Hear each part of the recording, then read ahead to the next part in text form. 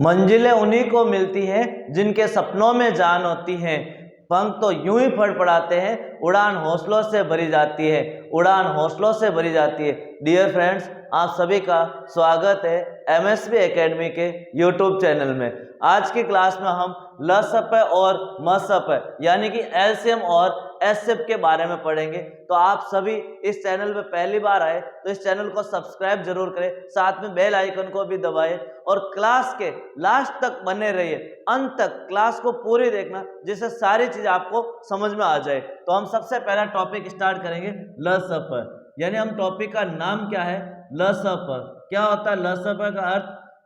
लघुत्तम समापर्वतीय, लघुत्तम समापर्वतीय, लघुत्तम समापर्वतीय, या इसको बोल सकता हूं एलसीएम। एलसीएम का अर्थ होता है lowest common multiples, lowest common multiple, lowest common multiple. Lowest का अर्थ है छोटी संख्या, कॉमन मल्टीपल्स, मल्टीपल्स में से कॉमन नंबर होना चाहिए। हमारे पास दो नंबर दे रखे थे, उनमें से कॉमन नंबर निकालना है जो इसका मल्टीपल्स भी होना चाहिए और लोवेस्ट भी होना चाहिए। तो यहां पर आया मल्टीपल। मल्टीपल का अर्थ क्या होता है?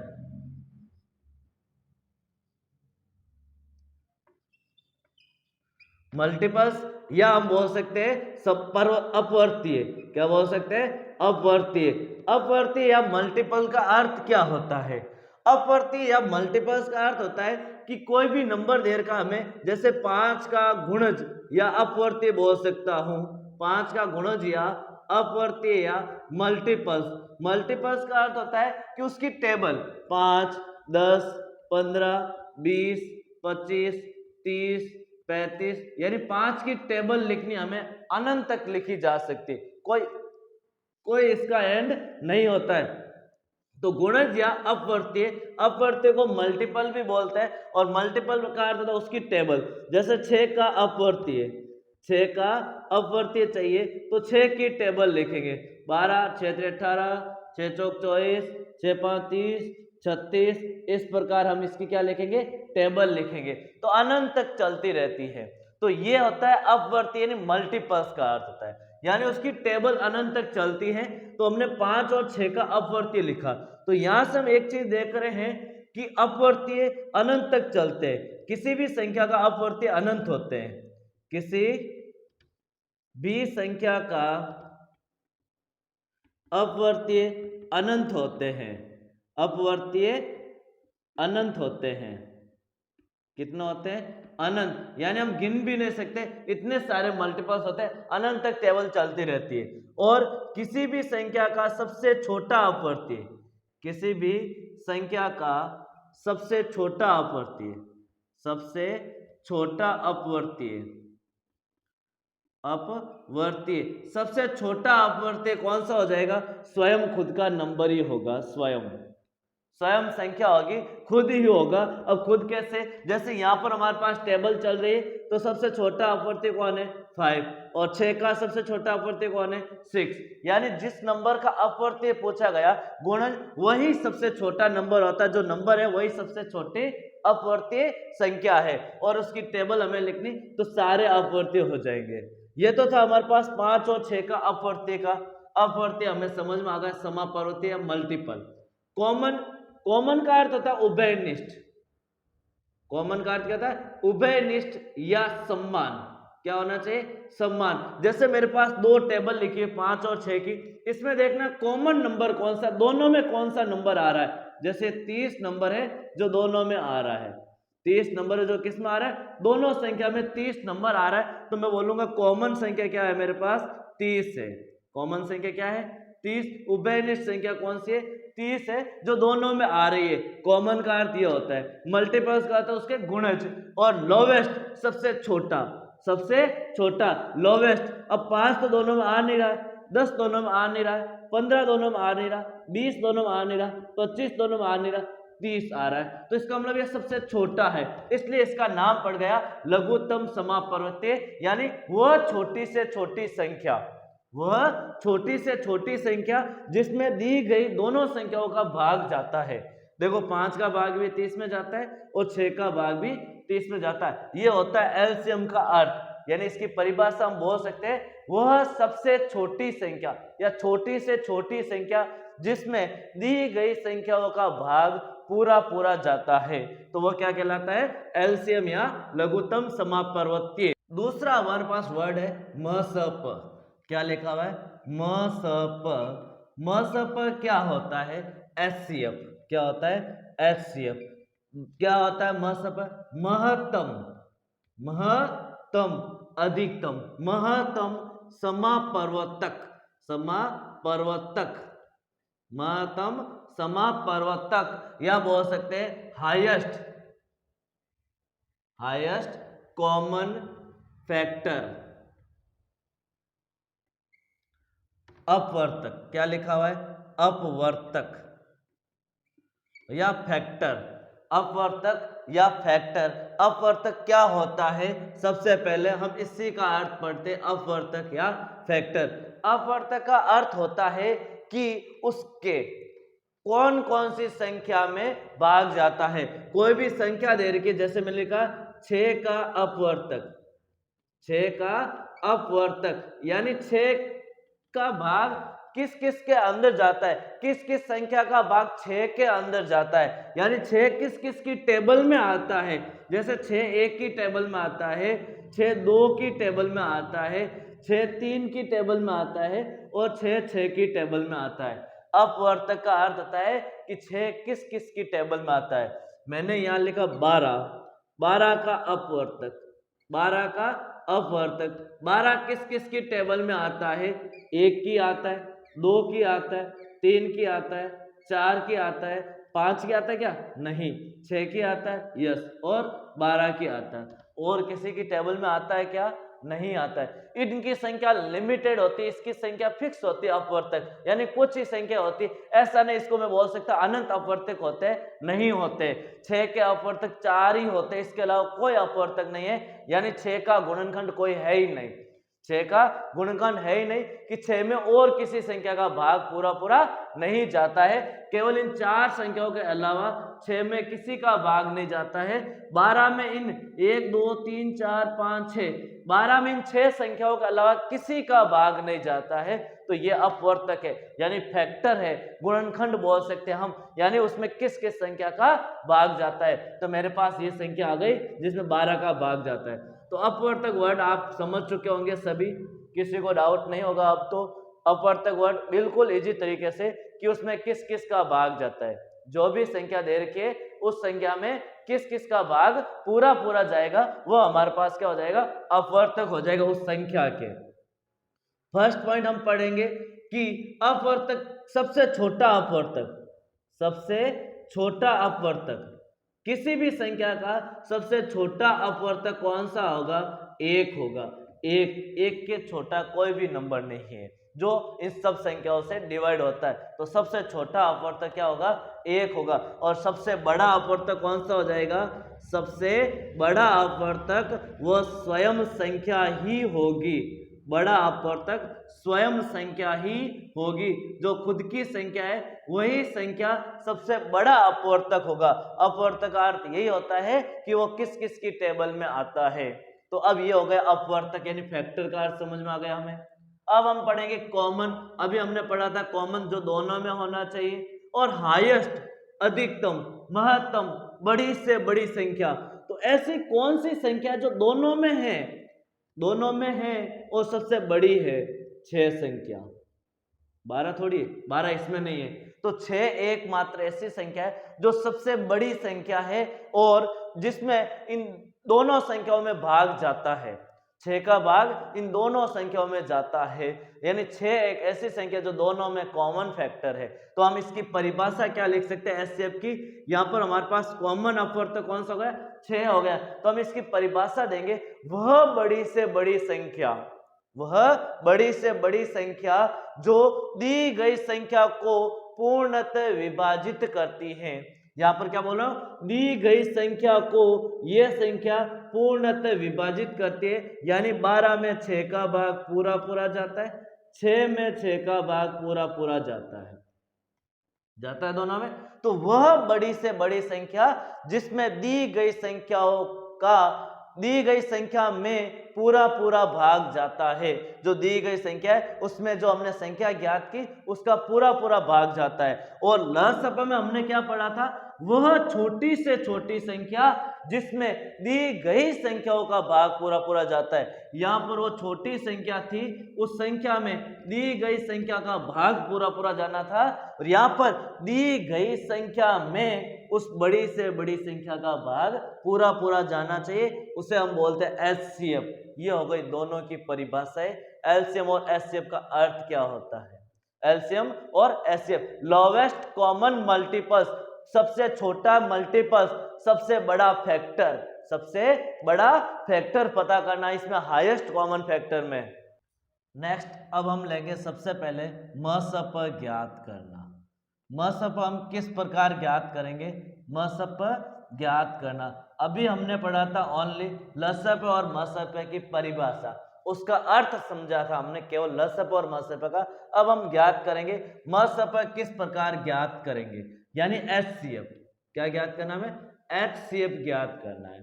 तो एचसीएफ ज्ञात करने के हमारे पास दो तरीके, एक तो होता है अभाज्य गुणनखंड विधि, अभाज्य गुणनखंड विधि यानी प्राइम फैक्टराइज, क्या बोलते हैं, प्राइम। और दूसरा होता है हमारे पास भाग विधि, डिवीजन मेथड। क्या होता है, भाग विधि या डिवीजन मेथड होता है, जो हमें एचसीएफ ज्ञात करना है। तो सबसे पहले मैं एक नंबर लेता हूं 36 व 48 का एचसीएफ क्या होगा, एचसीएफ क्या होगा। तो सबसे पहले अभाज्य गुणनखंड यानी 36 के फैक्टराइज करो, 36 के क्या करो, फैक्टराइज। 36 के फैक्टराइज यानी अभाज्य गुणनखंड। सबसे पहले 2 का भाग दो, 36 में 2 का भाग 18 बार। अभाज्य संख्या का देना ओनली, अभाज्य संख्या हमने पढ़ा था, अभाज्य संख्या जो ओनली 1 और खुद की टेबल में आती है उसे अभाज्य संख्या बोलते हैं। अब 2 का भाग 18 में 2 कितने बार जाएगा, 9 बार। क्या 9 में 2 का भाग जाएगा, नहीं जाएगा। तो 2 के बाद अभाज्य संख्या कौन सी आती है, 3। 3 का भाग 9 में 3 बार, और 3 का भाग 3 में 1 बार। तो हमारे पास अभाज्य गुणनखंड क्या है 36 का, 2 गुणा 2 गुणा 3 गुणा 3, 48 का। किसका निकालना वो मैं, 48 का अभाज्य गुणनखंड। करो 48 के सबसे पहले फैक्टराइज। 2 की टेबल में 48 आता है, भाजकता के नियम से भी पता कर सकते, लास्ट वाला डिजिट 8 है। 2 का भाग 4 में 2 बार, 2 का भाग 8 में 4 बार, फिर 2 का भाग 24 में 12 बार, 12 दूना 24, फिर 2 का भाग 12 में 6 दूनी 12, 2 का भाग 6 में 3 बार, 3 का भाग 3 में 1 बार। अभाज्य संख्या है, तो 48 के फैक्टर हो गए, 2 4 बार है, 2 कितने बार है, 4 बार, और 1 बार क्या है, 3 है।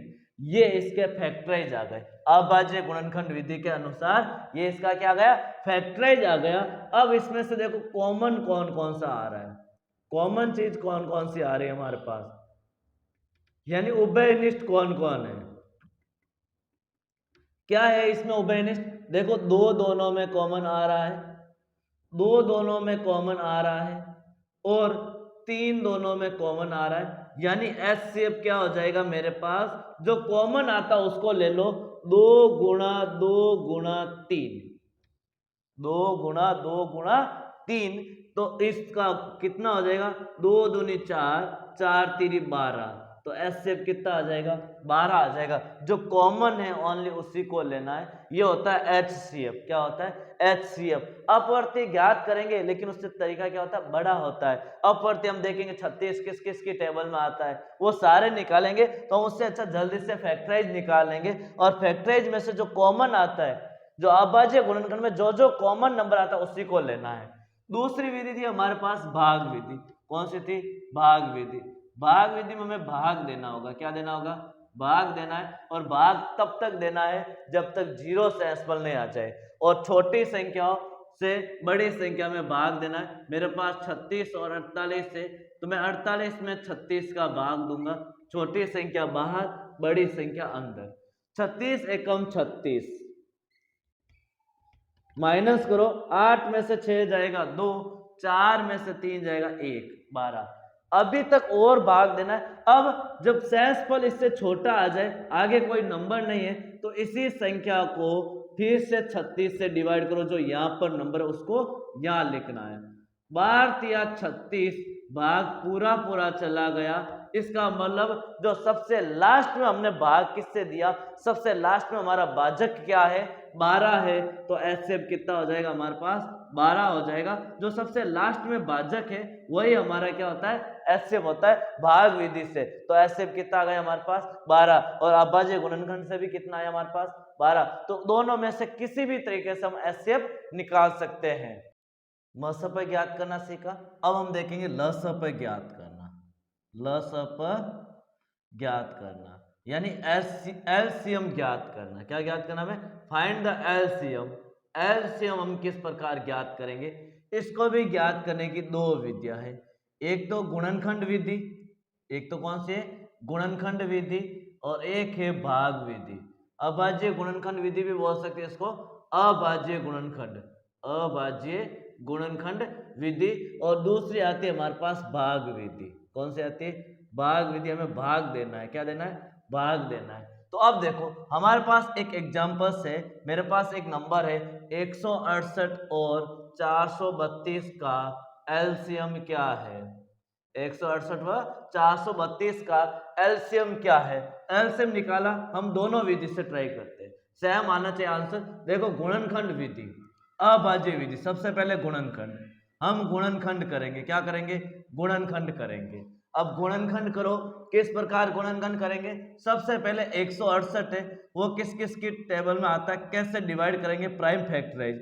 तो सबसे पहले मैं देखूंगा 168 2 की टेबल में आता है, 2 की टेबल में 16 8 बार, 2 की टेबल में 8 4 बार, 2 की टेबल में 8 4 बार, 4 2 बार, 2 की टेबल में फिर 21 बार, फिर 2 की टेबल में नहीं आता है, 21 2 की टेबल में नहीं आता है। 3 की टेबल में 21 7 बार, 7 7 की टेबल में 1 बार।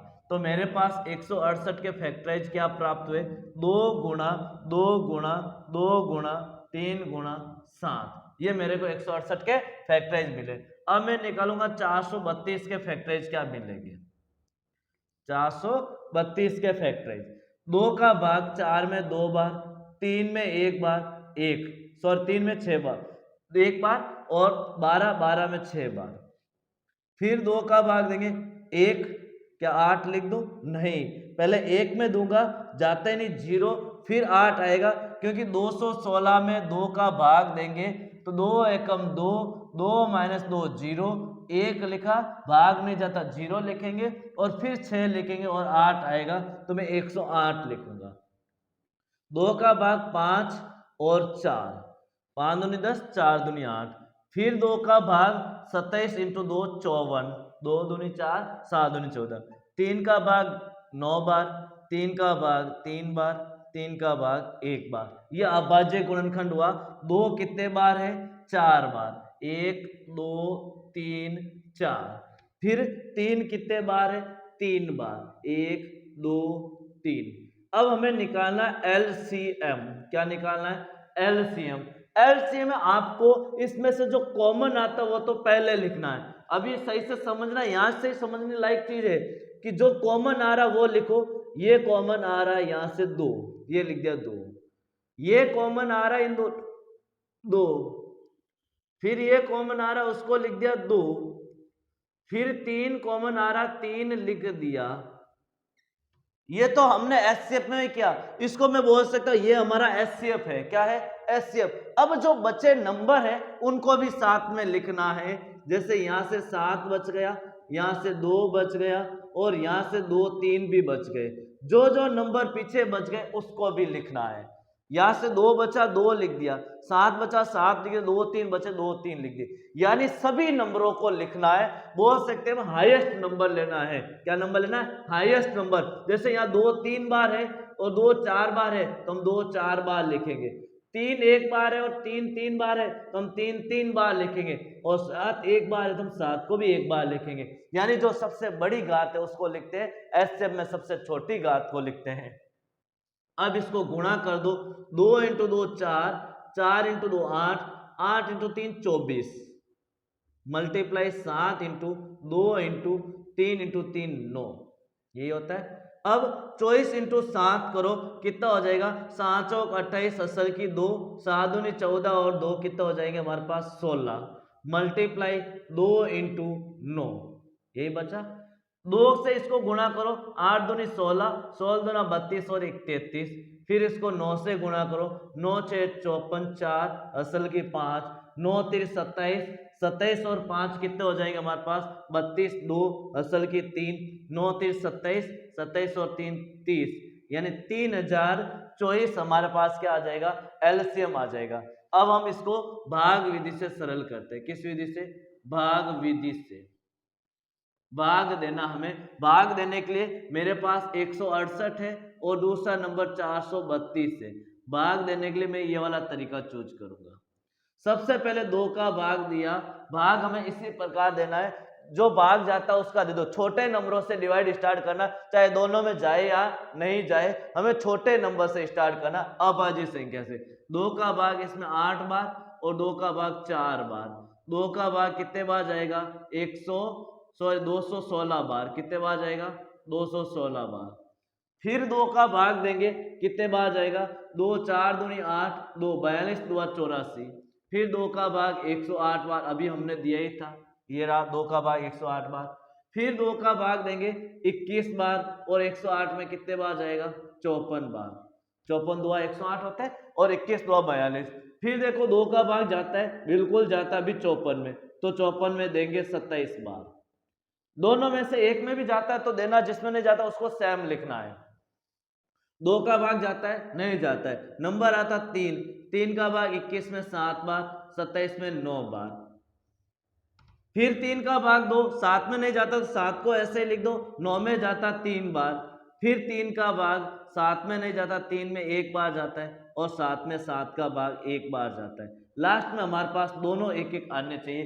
3 नंबर है तो तीनों एक एक आने चाहिए। अब इन सबको गुणा कर दो, 2 इंटू 2 इंटू 2 इंटू 2 कितने बार है? 4 बार। फिर 3 बार 3, 1 2 3, फिर 1 बार 7 है, 2 दूनी 4, 4 दूनी 8, 8 दूनी 16, 16 into 3 48, 48 into 3 3 9 multiply 7, 48 multiply 9 multiply 7, 48 को 9 इंटू 7 कितना होता है? 63। जब इसको मल्टीप्लाई करेंगे तो अभी हमारे पास आया 3024, तो वही 3024 आएगा। कितना आएगा? 3024। तो ये हमारे पास क्या हो गया? इसका एलसीएम। दोनों तरीके से एलसीएम क्या आ रहा है? सेम आ रहा है। तो एलसीएम निकालने की 2 विधियां, दोनों तरीके से हमने सॉल्व किया, दोनों का आंसर सेम आएगा। नेक्स्ट है भिन्न का मसफर निकालना। जो हमारे पास भिन्न वाली संख्या होती है उसका मसफर कैसे निकालेंगे, एचसीएफ कैसे निकालेंगे भिन्न का मसफर निकालना। अभी हम भिन्न का लसफर भी निकालेंगे, तो भिन्न का मसफर HCF of fraction, HCF of fraction, यानी भिन्न का हम जो भिन्न है उसका एचसीएफ कैसे ज्ञात करेंगे। जैसे हम भिन्न का एचसीएफ लेने के लिए हम लिखेंगे भिन्न का मसफर या एचसीएफ, उसको क्या लिखेंगे? अंश का एचसीएफ, अंश का एचसीएफ। जो अंश है उसका एचसीएफ लेना है, अंश का क्या लेना है? एचसीएफ लेना है। और जो हर में संख्या है उसका एलसीएम लेना है, हर का क्या लेना है? एलसीएम। अंश का एचसीएफ और हर का एलसीएम लेना है।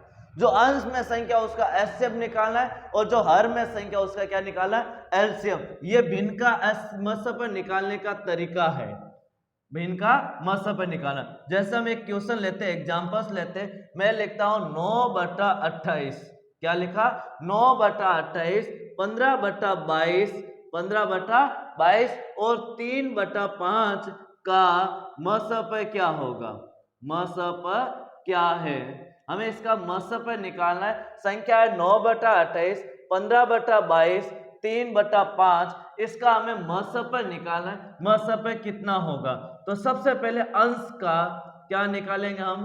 अंश का मसफर निकालना है, तो हमें अंश का मसफर लेना है। मतलब का अर्थ एचसीएफ निकालते हैं तो अंश का भी एचसीएफ ही लेना है और हर का क्या लेना है, एलसीएम। जब आज एचसीएफ इसका ले लिया तो इसका क्या लेंगे हम, एलसीएम लेंगे।